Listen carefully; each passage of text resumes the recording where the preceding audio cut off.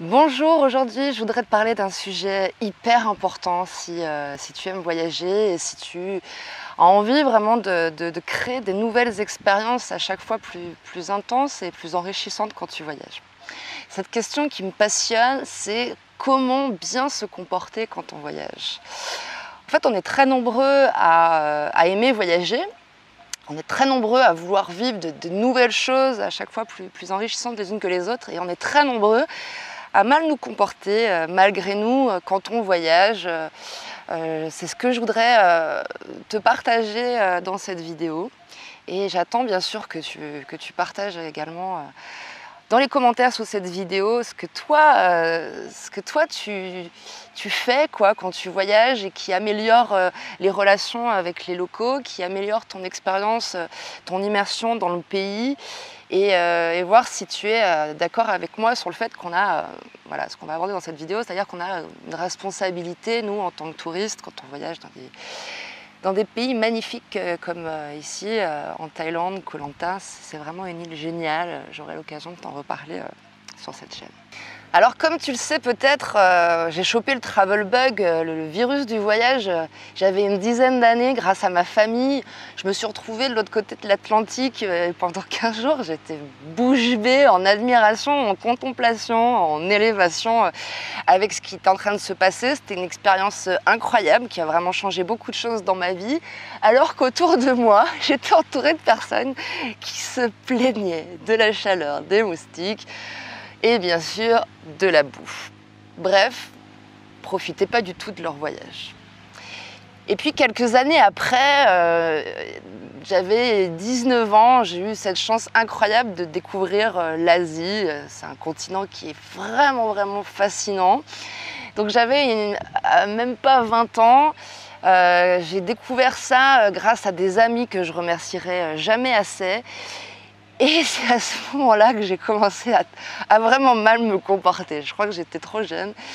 Et j'ai commencé vraiment à déconner, quoi. Mais voilà, c'était pas de ma faute, c'était plus fort que moi. Mais j'ai mis très longtemps à comprendre que mes comportements étaient pas bons. Alors ces mauvais comportements, c'était quoi? Bon, premièrement, c'est tout négocier au centime de roupie près. Vouloir, ne pas vouloir se faire avoir peur de se faire arnaquer, être très radin sur les pourboires. Pourquoi? Parce que voilà, tu comprends, moi j'étais pas un touriste comme les autres, j'étais une backpackeuse, la rideuse du voyage, etc. Alors qu'en fait pas du tout. On est touriste, on doit respecter les gens et on doit faire un minimum de sourire, même si on parle pas la langue. Donc voilà, première chose, c'est le stress par rapport à l'argent et à la négociation. Pour des fois, quelques roupies, c'est vraiment insignifiant. Le deuxième mauvais comportement, c'était ne pas prendre le temps d'apprendre la langue locale. Pourquoi? Parce que tu comprends, l'anglais, c'est la langue du voyage, tu vois. Tout le monde doit parler anglais avec toi, c'est pas possible, quoi. Eh ben non, en fait, il y a des gens qui parlent pas anglais, c'est comme ça, ils en sont là aujourd'hui, et encore une fois, ça se respecte. La troisième erreur de comportement que je commettais, c'est que je passais des heures à discuter un prix, à discuter un itinéraire avec un taxi. Je m'énervais avec, je crois, tous les taxis. J'avais peur qu'ils ne m'emmènent pas au bon endroit. Et surtout, voilà, je perdais mon calme. Je décrochais pas un sourire, parce que tu comprends, les taxis, c'était des voleurs. Pas une blague, alors qu'en fait, le sourire, la blague, même si tu ne parles pas une langue, c'est vraiment le sésame pour créer des relations. Et puis la dernière chose, je crois, qui a flingué un maximum de relations avec les locaux, c'était de ne pas prendre le temps. De ne pas prendre le temps, de vouloir faire plein de choses, de vouloir aller vite, de ne pas se mettre au rythme des gens, de vouloir bouger tout le temps. Tu comprends, chez nous, on va vite. Chez nous, en France, en Europe, on doit être efficace. Comment ça se fait qu'eux, ils sont plus lents? Comment ça se fait qu'ils ne sont pas efficaces? Comment ça se fait qu'ils ne sont pas productifs?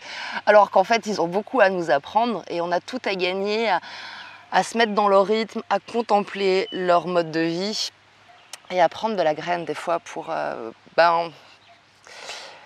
voilà, pour les suivre, peut-être pour prendre goût à ralentir. Et le slow travel est vraiment quelque chose qui apporte beaucoup, voilà, crois-moi. Je ne sais pas, est-ce que ça te parle tout ça? Est-ce que tu te reconnais dans ces descriptions de comportement? N'hésite pas à me faire des commentaires. Il y a une chose quand même qui est saisissant, c'est que, tu vois, dès ma vingtaine, j'ai fait ces erreurs-là, quoi, ces erreurs de comportement-là, alors qu'en France, j'étais considérée vraiment comme une fille ouverte d'esprit. Je faisais partie de ces voyageuses aventurières qui ont peur de rien. Voilà, j'étais un peu ce caméléon qui pouvait parler avec n'importe qui se mélangeait avec d'autres cultures. Et en fait, quand je voyageais, il y avait une confrontation avec moi-même, j'imagine, qui m'empêchait en fait de lâcher prise. Et qui était vraiment un contrôle de temps, d'argent, ne pas arriver à défragmenter le disque dur pour se mettre à leur place, pour comprendre. Alors, encore une fois, je te pose la question, est-ce que toi, ça t'arrive d'être voilà, à ce point-là, radin de ton temps et de ton argent, alors que, parce que tu as 3 semaines, 1 mois max à passer ici et que tu veux absolument rentabiliser ce voyage qui t'a coûté un bras, est-ce que tu te reconnais toi aussi dans cette description? Et puis, il y a eu ce fameux voyage d'1 an, à travers l'Asie et l'Europe à vélo, donc du slow travel, un voyage lent. J'avais le temps, j'ai rencontré des gens, j'ai eu l'occasion de faire des vidéos dans des assos, donc de rencontrer des locaux et des expats. Et là, j'avais le temps. Et en fait, ce qui s'est passé, c'est que j'étais encore une fois dans le contrôle parce que je n'avais pas suffisamment de liberté financière, donc je calculais tout. J'avais trop peur de manquer de temps, de ne pas pouvoir profiter jusqu'à la fin de mon voyage. Et bien à la sortie, voilà, je communiquais encore une fois du stress, de la peur. Et je lâchais toujours pas prise en fait sur mon voyage. Alors, bon, je voyais bien qu'au niveau comportement, c'était pas top, mais je savais pas quoi faire, je savais pas comment changer de disquette et au résultat, qu'est-ce qui se passait? Et bien au résultat, les locaux, ils me faisaient craquer, ils insistaient, ils étaient un peu envahissants parce qu'on n'arrivait pas à communiquer, je prenais pas le temps de rentrer dans leur jeu de communication et puis c'est moi finalement émotionnellement qui tenais pas le coup. Parce qu'en fait, en voyage avec les locaux, c'est comme dans toute relation, c'est comme dans un couple, quand il n'y a pas la communication, bon voilà. Et puis, c'est passé 5 ans après ce magnifique trip à vélo. Donc, je suis rentrée en France. Je suis rentrée dans un moule. J'ai dû penser à ma vie professionnelle. J'ai gagné de l'argent, j'ai gagné de la confiance, j'ai travaillé sur moi. Et puis je me retrouve ici, tu vois, 5 ans après, en Thaïlande. Donc comme il y a 15 ans, la première fois que j'ai découvert l'Asie. Donc voilà, je suis arrivée à Bangkok pour la 3e fois. Je me retrouve ici à Koh Lanta et cette fois-ci, j'ai vraiment envie de percer ce mystère en fait, de percer ce mystère de comment enfin se comporter pour ne plus être cet ingrat de la mondialisation, parce que je pense vraiment qu'on a un rôle à jouer, une responsabilité en fait dans le tourisme d'aujourd'hui, notamment en Thaïlande. J'aurai l'occasion de t'en parler dans une autre vidéo, quoi penser du tourisme en Thaïlande et surtout comment arriver à profiter des effets positifs de cette mondialisation, puisqu'il y a quand même un effet positif, c'est qu'on arrive de plus en plus à se rencontrer, à voyager, à se comprendre, à se connaître, à parler des langues communes, etc. Ce que je vais te dire en premier lieu, c'est que bon, on n'a pas assez d'une vie pour apprendre à vraiment bien voyager, à passer ce fameux code du voyage. Mais on peut s'améliorer grandement. En 5 ans, franchement, je suis hallucinée de voir qu'avec le travail que j'ai fait sur moi, j'ai énormément amélioré mon comportement, même si c'est pas encore top. Mais je suis beaucoup plus calme, je m'énerve beaucoup moins, je suis à l'écoute, je me mets au rythme des tailles et Et en fait, je noue des relations beaucoup plus satisfaisantes, parfois au-delà de ce que je pouvais imaginer. Tu vois, par exemple, si je vois qu'il y a un Thaï qui insiste avec son taxi ou qui fait une petite erreur sur la note du restaurant, je vais le voir, je prends le temps d'analyser la situation avec lui, je prends des petits moments avec mes petits mots de thaï, mes petits mots en anglais. Et puis en fait, ce qui se passe, c'est que en fait, cette petite discorde qu'il y a eu au début, ça se transforme en début de relation. C'est-à-dire que la prochaine fois que je le rencontre, il va se rappeler de moi, on va discuter, on va rigoler. Et surtout, ce qui est génial et ce qui marche à chaque fois, c'est le sourire et les blagues. Quoi que tu peux dire, en fait, qui est en dehors de l'aspect commercial, je te jure, ça va le faire rire. Le Thaï est vraiment un bon public, il adore se marrer, c'est un enfant. Et donc, du coup, on va pouvoir... je profite en fait de ce petit désaccord pour créer un début de relation, et du coup il se rappelle de moi et moi je me rappelle de lui, et puis à chaque fois que je repasse, du coup on discute un petit peu plus, je lui pose des questions et je me marre avec lui. Voilà comment on peut créer une communication, une relation avec un Thaï à partir de quelque chose qui est soi-disant une arnaque ou quelque chose de pas équilibré entre nous. Autre chose qui a changé en 5 ans, c'est que j'ai une meilleure situation financière, et c'est vrai que je suis beaucoup moins stressée de l'argent et je vais pouvoir donner d'autant plus. Je te donne un exemple. J'ai eu un motorcycle driver, donc un petit jeune Thaï, assez charmant, by the way, qui était super sympa parce qu'il me conduisait avec sa moto aux différents villages de Koh Lanta pour la moitié du prix par rapport au tuk-tuk. Moi, je trouvais super cool, et puis il me montrait certaines vues là, de l'île, des accès à la mer super chouettes. Bref, il était super sympa. Et puis au bout de quelques jours que j'ai passé avec lui, c'était la dernière course en fait que je lui demandais. Après, je lui disais au revoir, et au lieu de lui donner 200 bahts, ce qu'on avait convenu, ni de lui donner 400 bahts qui est le prix des tuk-tuk, je lui ai filé, je sais plus, 6 ou 700 bahts. Et je sais pas, t'aurais vu la tête qu'il a fait quand je lui ai donné ça. Il était surpris, mais en même temps il était content. Enfin, bref, et je lui dis juste, c'est un cadeau pour toi, quoi. Et là, il a eu un sourire, alors qu'en fait, voilà, 600 bahts, c'est 10 €. Et voilà, j'ai perdu 5 €, tu imagines, c'est quand même pas grand chose, on est quand même pas à ça près. Et le gars était super content, il est reparti avec sa moto, enjoy Koh Lanta et tout.